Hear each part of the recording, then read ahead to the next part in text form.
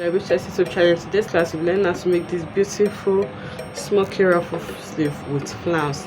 It's a very simple tutorial and it's really beginner friendly. This is something you like to learn. Kindly stay tuned to the end of this tutorial. Thank you.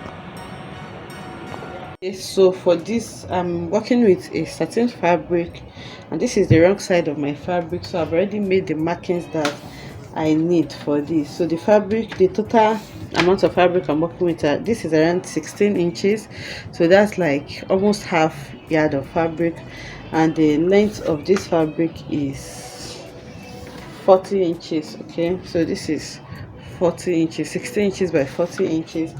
And for the boxes that I have here, for the vertical box I have a space of 5 inches interval. So this is 5, this is 10, this is 15, so that's 5 inches interval. And then for the horizontal boxes I have 4 8, so that's 4 by 5 inches. That's the box that I have here.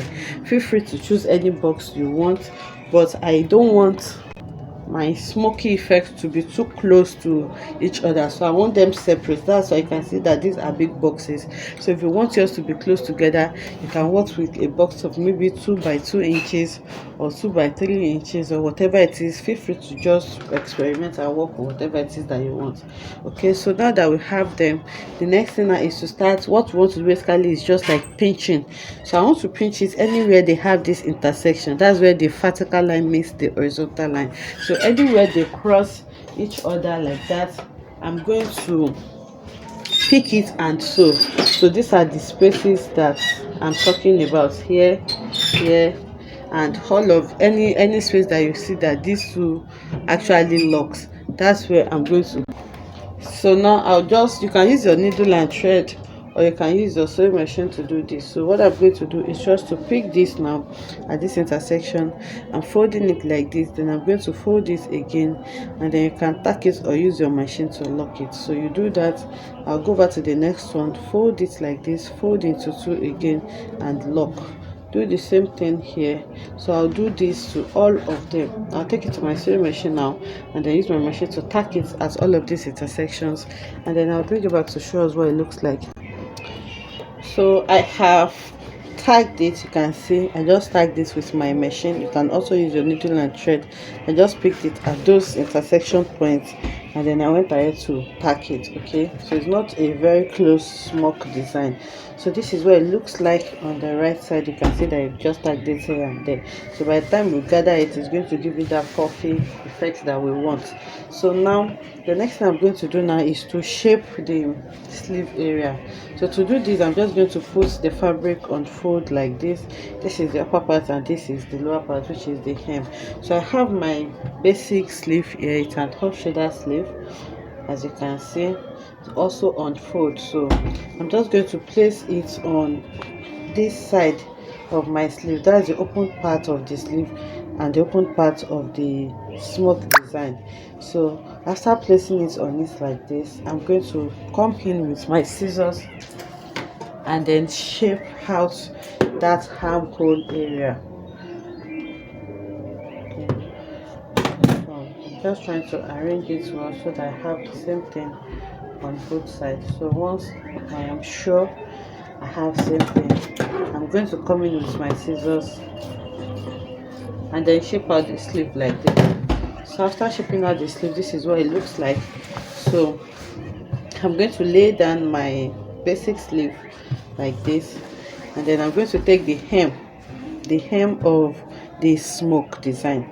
I'm going to gather it to the hem of my sleeve just to fit into what I have on my sleeve.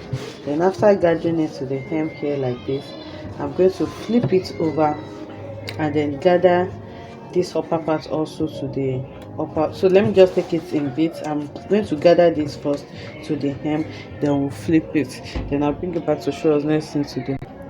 Okay, so I've gathered it to the hem. That's right side of the smoky thread facing the wrong side of the fabric. and then I'm just going to flip it over. So once you flip it, it's going to be neat on the hemline area. So I've also gathered this uphold part as well. The only place left is the place we shaped for the armhole. So I'm going to match it up to each other like this and sew it, and then the gathered part I'm going to sew it also to this upper part, and then on the other side I'm going to sew this part as well. So after gathering this, now you can see that what we have here is more than the side that we have. So I'm going to also gather it to fit into what I have on both sides. Okay, so I'll do that now, and then we'll work on the flounce. Okay, so now this is what it looks like. I've sewn the gathered part, and this is the armhole part. So now the flounce is here. The measurement you need for the flounce, I measured from my underarm area like this all the way to the upper part here, and then back to the other underarm. So after taking these measurements, what I have is around 19 inches. So basically this was what I measured, the underarm and this upper part. So I have 19 inches. So the 19 inches is divided by 6.28 to get the radius of my flare. 6.28 is a constant, and then I want to fold my fabric into 4, just like you will cut your normal flounce, normal flare. And then I measured the 3 inches that I got around 3 inches or thereabouts after dividing it. So I measured 3 inches upwards here, and then for the length of my flare I measured another 3 inches. So I just had 0.25 to turn it, because I've actually turned it. So if you see this, I've sewn it and turned it. So on the lining part, I went ahead to add my interface so that it can have some structure. So this is what I have. The next thing is to fix this to my sleeve. So to fix it to my sleeve, from the underarm, I'm going to leave the allowance that I'm going to use to turn this out, and then I'm going to place it like this and then sew. So I'll sew it to the underarm, and then to the upper part, and back to the underarm. So after sewing it, now I have my strip of fabric, and also use a bias.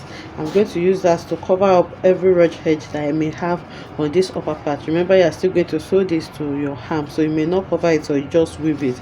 So here, if you have a matching color of bias, you just use this to turn it out, but I'm just going to use this strip of fabric. I'll sew it now after fixing my flounce, and then I'm going to use it to cover it up like this.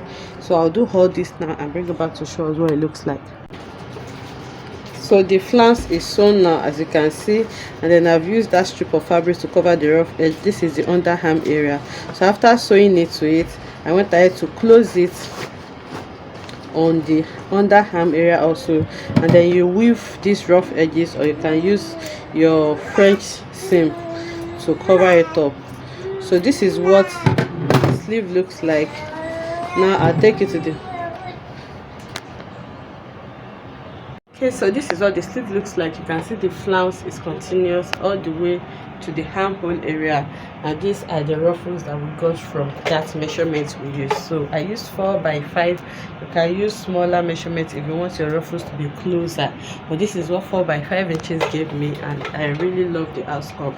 I hope you enjoyed making this beautiful tutorial with me. If you enjoyed it, let us know in the comment section. Like, comment and subscribe to our channel, and I'll see you in the next one. Bye.